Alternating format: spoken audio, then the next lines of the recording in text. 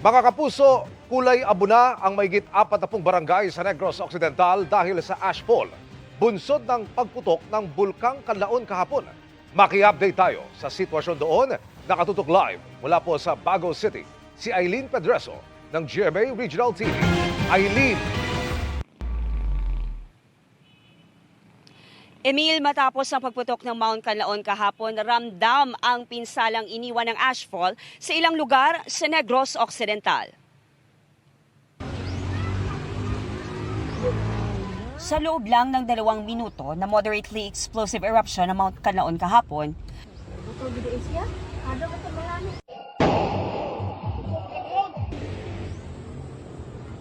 ito na ang iniwang pinsala sa ilang lugar sa Negros Occidental. Halos mabalot ng abo ang ilang kalsada, mga pananim, pati mga bubong ng bahay. Sa tala ng Negros Occidental PDR-RMO, 41 barangay sa probinsya ang apektado ng pagputok ng bulkan. Nasugdan na gitman na kaling kagapon ang aton nga clearing operation. So far, subong doon na tulutinlok na gitman ng aton nga mga areas nga nintungpat. Preparar git, no, sang face mask on hand. Umabot sa 60 pamilya ang lumikas sa probinsya. 34 dito ay taga La Carlota City. Gulpiada kami panaog di mo. Sang December 9, daw bumbato siya ya. Makaratol kagid siya eh. Nang nagsirit siya. May ilang residente na hindi lumikas pero napinsala naman ang ashfall. Abudlay, gid mami kayo daw siminto sa gapilit sa sa mga atop namon, kag sa dalan. Kundi ni matinluan, no? Mabuslot niya mo na top. Kibot kami nga, may daw balas-balas. Ang ilan naman, nakaramdam ng nahirapan sa paghinga dahil sa nalanghap na asupre. Maglain matiyag nga sa kuan mo dawas. Amo na gani nga wala gid ko gagwa-guwa sa kalsada. Ayon sa FIVOX, wala pang indikasyon sa ngayon na kailangang itaas sa Alert Level 3 ang bulkan. Base sa aton nga mga monitoring parameters, wala kita may mga nakita nga pronounced nga ag-increase sang mga aton mga data. So ang mga parameters includes aton mga seismic data ng aton nga sulfur dioxide, no, manubog gyapon, ng aton nga wala kita sang sudden or pag-increase.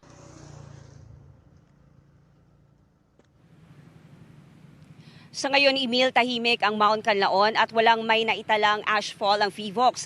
Ngunit patuloy pa rin na pinapaalerto ang mga residente malapit sa bulkan sa posibilidad na muling masundan ang pagputok. Yan muna ang latest mula dito, Emil. Maraming salamat at ingat kayo, Eileen Pedreso ng GMA Regional TV. May mga pangalan ang nababanggit sa kung sino ang maaring makatapat ni Vice President Sara Duterte sa 2028 presidential elections. Pero sabi po ng Liberal Party, wala mang pinalpang desisyon, malinaw daw sa oposisyon na dapat iisa lang ang kandidato ng oposisyon. May mga babala rin laban sa pakikipag-alyansa sa kampo ni Pangulong Bongbong Marcos. At nakatutok si Joseph Moro. Matapos maghayag ng kanyang planong tumakbo bilang Pangulo, ang tanong ngayon, sino-sino ang magiging katapat ni Vice President Sara Duterte? Pinalulutang man ng ilang sektor ang pangalan ni dating Vice President at ngayon Naga City Mayor Leni Robredo, sabi ng mga kalado niya sa Liberal Party, wala pang nakaukit sa bato. Ayon kay Liberal Party President Erin Tanyada III, magkakaroon daw sila ng malawakang konsultasyon para rito at marami pa ang pwedeng mangyari bagong eleksyon 2 taon mula ngayon. Pero sa ngayon, lumulutang din daw ang mga pangalan ni Senadora Risa Ontiveros at Senador Bam Aquino. From the pronouncements of Sen. Risa and Sen. Bam, you would say that they are offering themselves as possibilities. Right now, tahimik si Sen. Kiko, tahimik si Mayor Leni tungkol sa proseso, kung sila isasama sa proseso o hindi. So, we leave it at that. Kung lalaban maski sino, dapat isa lang ang magiging kandidato. That's clear. That's clear. Whoever that will be, we still don't know. Nauna nang sanabi ni Ontiveros na handa siyang tumakbong Pangulo kung pipiliin siya ng United Opposition. Si Aquino naman wala pang naging pahayag tungkol sa kandidatura sa pagkapangulo pero nagsabing hindi raw siya tatakbong Vice President. Matapos namang ianunsyo ng palasyo na bibisita sa Naga si Pangulong Bongbong Marcos at magkakaroon sila ng pagkikita ng Robredo, umugong ang usapan ng alyansa ng dalawang nagkatunggali sa 2022 presidential elections. Handa ba ang kampo ni Robredo na makipag-alyansa kay Marcos? We're not looking at it at this point in time. Hindi kami manliligaw. That is clear. Wala namang masama kung magpapaligaw, pero kung sasagutin, yun yung tanong. Sabi naman ni Senador Kiko Pangilinan, bago pa man ang anunsyo ni Vice President Duterte, nakaplano na ang magiging pagkikita ni Robredo at Marcos. Sa Sabado, pupunta ang Pangulo sa Naga City kung saan Mayor si Leni Robredo na tumakbo sa pagkapangulo kontra kay Marcos noong taong 2022. Ayon sa Malacanang, inspeksyon daw ito ng proyektong Oplan kontra Baha at hindi panliligaw.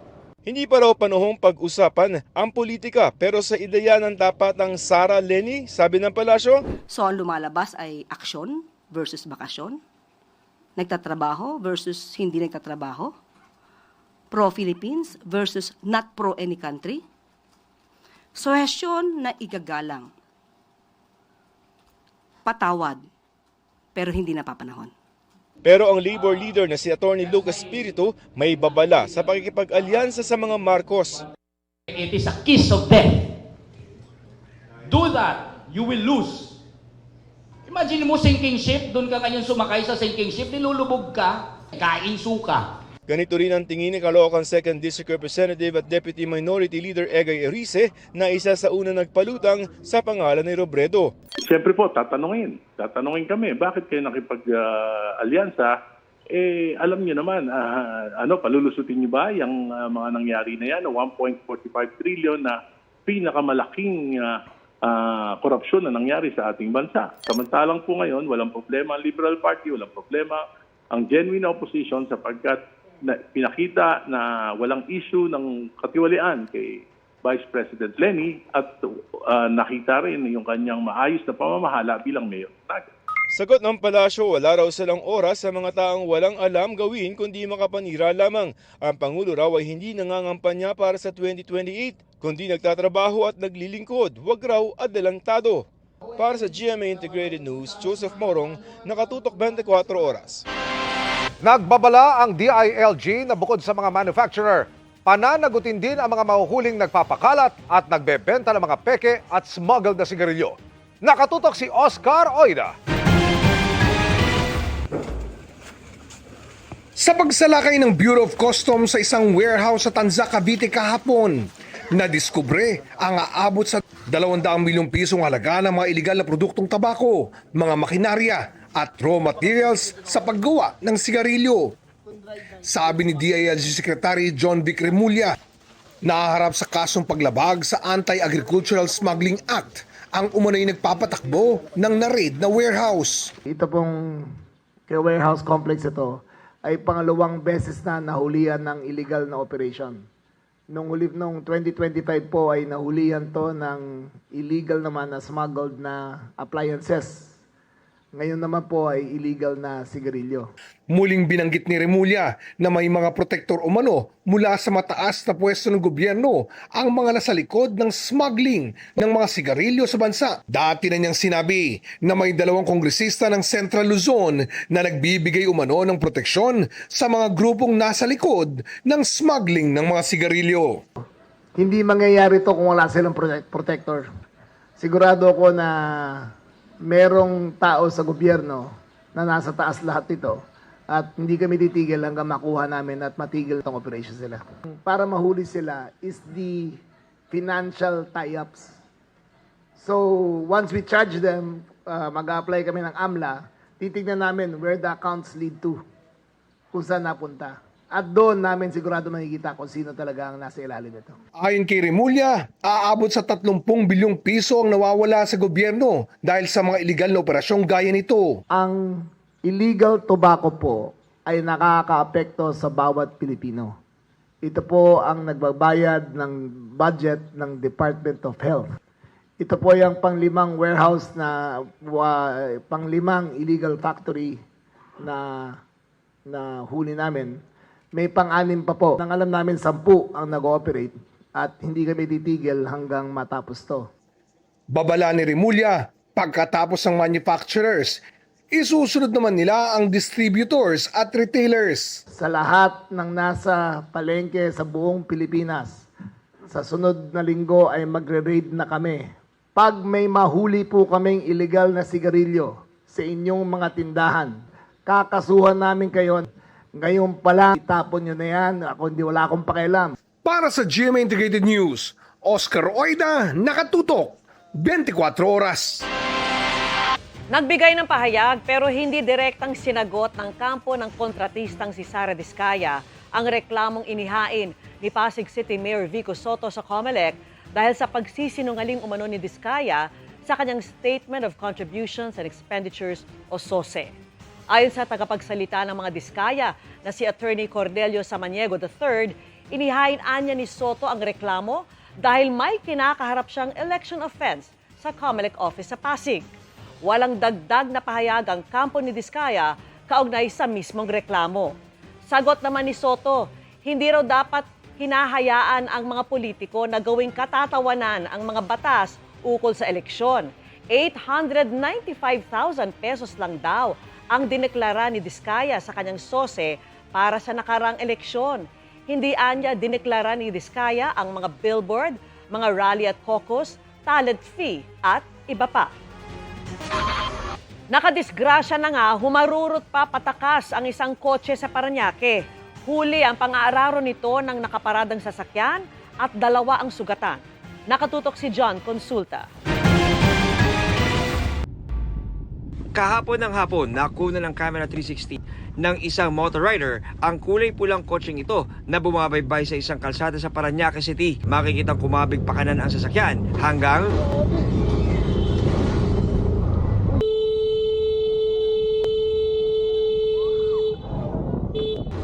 inararo ng pulang kotse ang nakaparadang e-trike at motor sa kanan. Pero sa halip na huminto, humarurot itong paalis. 2 tao ang nasaktan. 2 tao yung nasaktan, allegedly isang 75 years old at isang 17 years old na bata ang nasaktan dito. Kitang-kita nga nung bigla siyang kumana at natamaan niya yung mga tao. Ayon kay Land Transportation Office Chief Marcos Lacanilao, na-trace na nila ang may-ari ng pulang sasakyan. Tukoy na namin yung registered owner ng sasakyan. Sa ngayon, nag-issue na kami kaagad ng show cause order dun sa sasakyan, sa registered owner, at inaka-alarm ngayon yung sasakyan. So, kailangan nilang tumalima sa LTO regarding dito sa pangyayaring ito. Kasi may mabigat silang kakaharapin kung babaliwalain nila yung show cause order namin. Para sa GMA Integrated News, John Consulta, nakatutok 24 oras.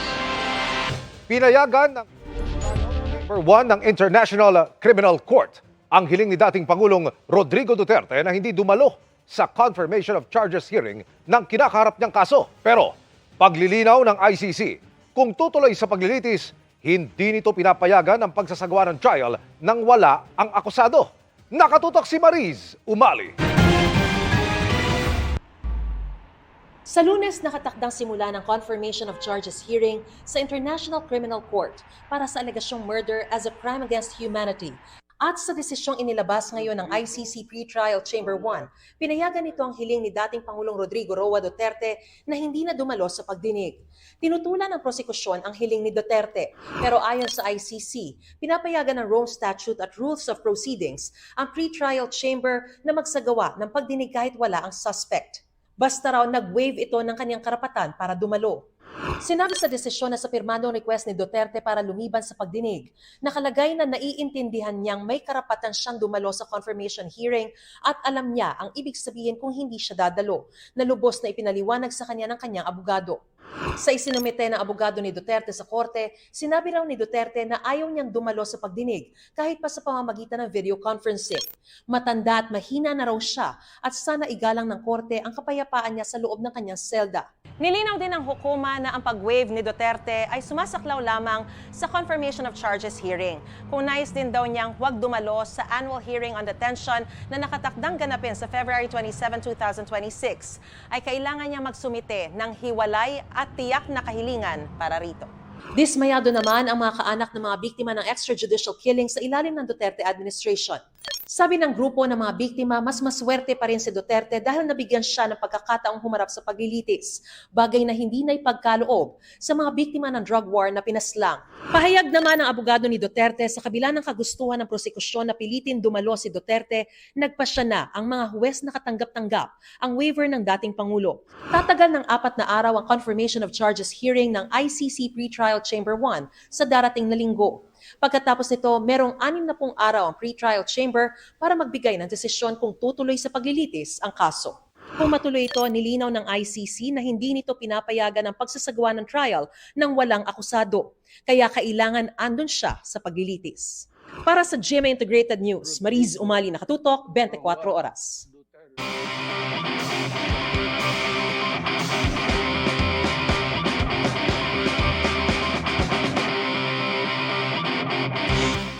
Mula sa mga robot na kayang gumawa ng household chores, pati robot na pwedeng makausap. Ilang innovation sa ibang bansa ang dinevelop para makatulong sa elderly sector. Tara, let's change the game!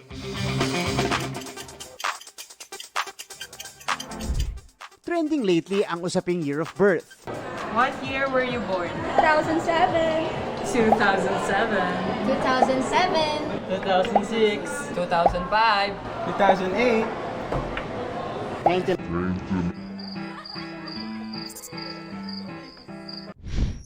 Pero sa likod ng mga biro at trenda ito, may isang usapin na dapat paghandaan. Sinusulong ng Commission on Population and Development ang agarang pag-assess ng mga pulisiya para sa ating mga nakatatanda. By 2030 kasi, tinatayang nasa 11% na ng total population o mahigit 13 million ang mga Pilipinong edad 60 pataas. Hudyat ng transition natin patungo sa tinatawag na aging population. Ang ibang mga bansa, maaga nang naghahanda gamit ang teknolohiya. Tulad sa China, kung saan mahigit 30% ang edad 60 pataas at isa sa world's fastest aging populations. Ang isa sa kanilang recent developments, ang humanoid robot na si Agibot. Dinisenyo si Agibot para sa elderly care, companionship at simple household tasks. So elderly care is a very, very large market and there's less people, well-trained people can do those jobs. So people definitely expect the robots in 5 or 10 years can do those works. Powered by artificial intelligence, tinetrain ito para gawin ang simple household chores tulad ng pag-aayos ng damit, paghahanda ng pagkain, pagkuha ng package, pati na rin pag-monitor ng health condition. This, I think, is quite important. Monitor the safety and the health condition of those elder people. Sa Melbourne, Australia naman, isang robot ang dinisenyo specifically para sa well-being ng elderly people. Meet Abby! Isang social humanoid robot na dinevelop para maging companion at maibsan ang loneliness ng mga nasa elderly care homes. She does a whole suite of activities like Tai Chi, meditations, exercises, dances, singing. People talk to her about stories from their life, their love affairs, their family stories. They don't see her as a robot, they see her as a friend. Gumagamit ito ng advanced AI and machine learning models para makarecognize na mukha, pati makaintindi at makatanda ng mga naging usapan. May iba't ibang personality modes din si Abby, depende sa pangangailangan. Pwede siyang maging witty at masigla, o di kaya mas compassionate at understanding kapag nasa dementia mode.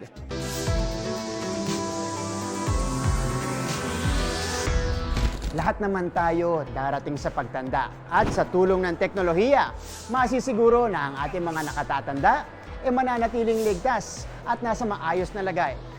Para sa GMA Integrated News, ako si Martin Aver, changing the game!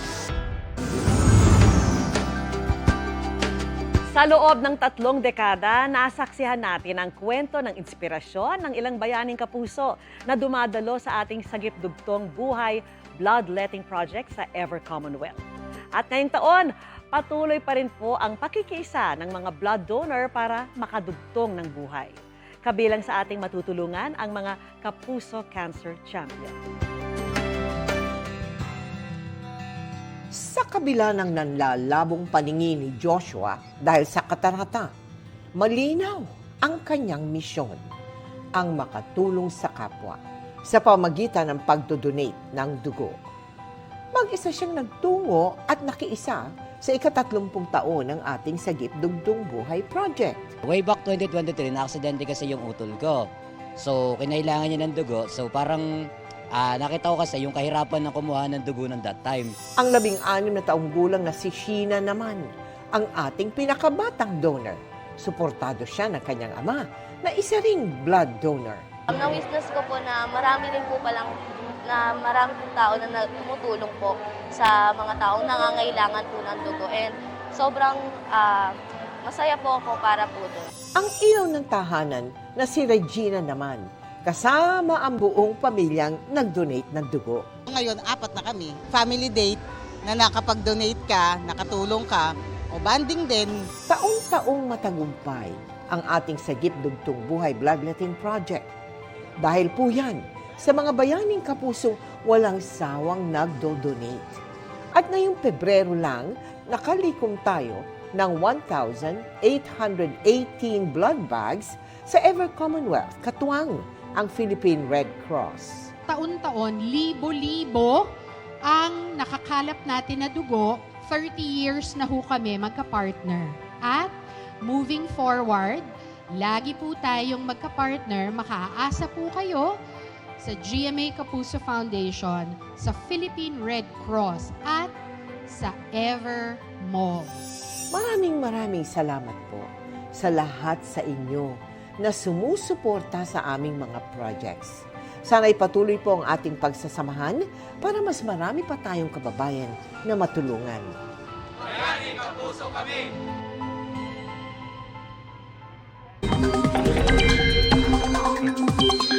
Mga kapuso, uulanin pa rin ang ilang bahagi ng bansa ngayong weekend. Base sa datos ng Metro Weather, mas marami ng uulanin sa Visayas at Mindanao. Maging alerto pa rin dahil nananatiling malaki ang banta ng baha at landslide, lalo't magpapatuloy ang maulang panahon sa linggo. Kasama pa rin sa mga pinaka-uulanin ng Eastern at Central Visayas at malaking bahagi ng Mindanao. Sa Metro Manila, mababa pa rin ang tsansa ng ulan pero magdala pa rin ng payong kung lalabas ng bahay sakaling may biglaan o panandali ang ulan. Shear line at amihan pa rin ang mga pangunahing weather system na makakaapekto sa bansa. Wala pa namang bagong sama ng panahon na nakikitang mabubuo, malapit o sa loob ng Philippine Area of Responsibility sa susunod na 5 araw.